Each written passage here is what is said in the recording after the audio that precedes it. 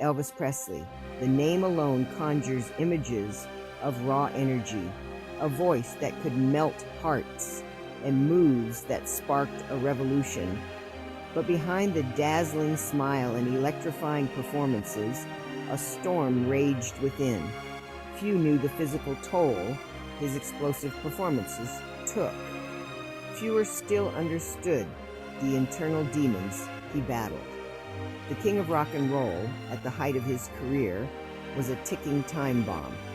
His body, pumped full of prescription drugs, was a battlefield. His mind, a whirlwind of anxieties and pressures, cried out for peace. The world saw a legend. Behind the curtain stood a man on the brink.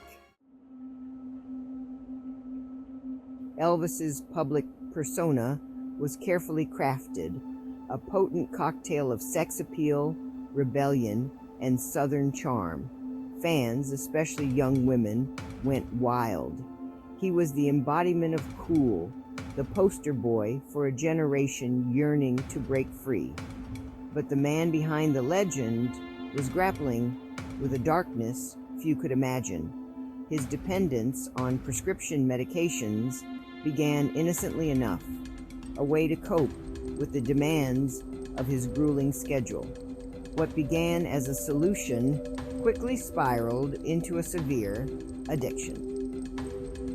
Sleeping pills battled with uppers, his daily routine a dangerous balancing act. This wasn't the life I envisioned.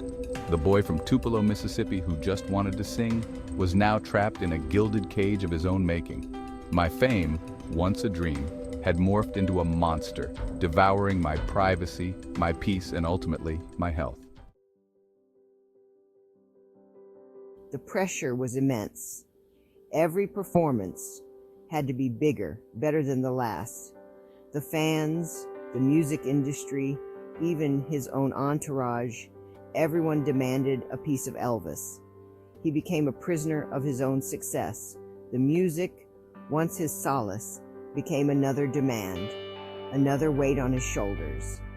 Mental health struggles, often stigmatized, were kept hidden from the public eye. The loneliness at the top was a bitter pill to swallow. He was surrounded by people, yet utterly alone.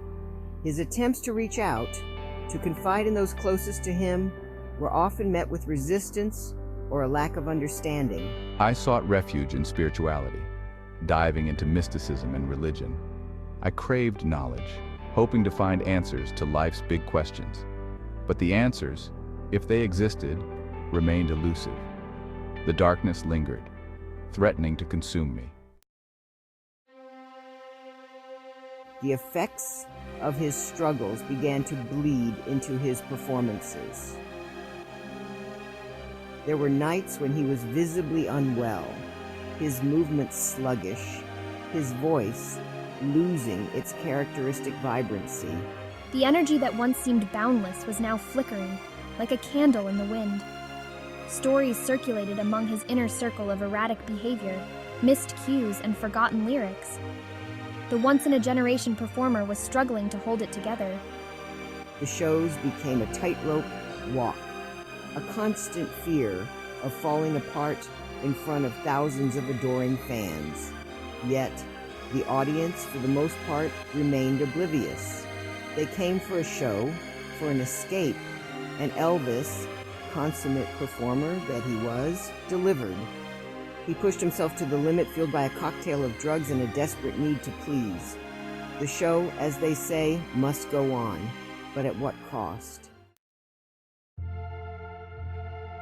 One particular concert stands out, a chilling testament to Elvis's decline.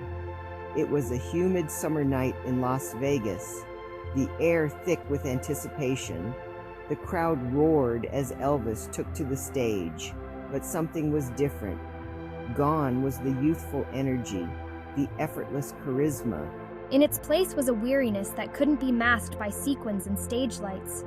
He struggled through the set, his voice raspy, his movements labored. He stumbled over lyrics, his eyes distant and unfocused. The band played on, trying to cover the cracks that were becoming impossible to ignore. Even the most devoted fans sensed something was wrong. That night, the music almost died.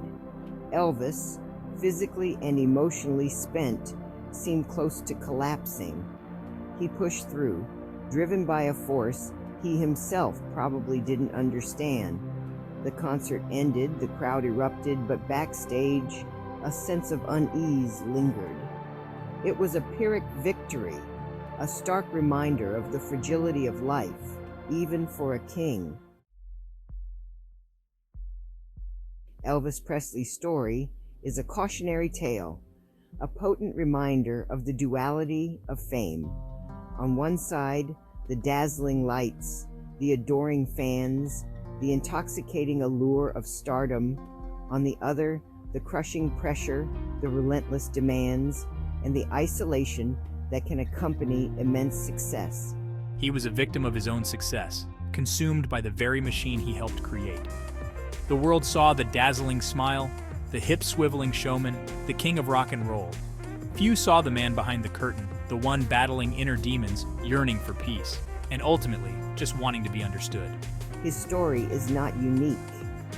Countless artists throughout history have struggled with the trappings of fame, the pressure to live up to an image, the constant scrutiny, the lack of privacy. It takes a toll. Elvis's story serves as a stark reminder that behind the glamour, the fame, and the fortune, there's a human being, vulnerable and flawed, just like the rest of us. Elvis Presley's legacy is complex, a mixture of triumph and tragedy. His music continues to inspire and entertain, his image forever etched in the annals of popular culture. But his story also serves as a cautionary tale, a reminder of the human cost of fame. It's easy to get caught up in the glitz and glamour, to idolize our heroes and ignore their flaws. But Elvis's story urges us to look beyond the surface, to acknowledge the struggles, the pain, and the humanity behind the icon. If you're interested in learning more about the complex lives of music legends and their personal battles, I highly recommend reading biographies of artists like Janis Joplin, Kurt Cobain, and Amy Winehouse. Their stories, like Elvis's, offer a glimpse into the often turbulent world of fame and the importance of empathy and understanding. Remember, behind every legend is a human being.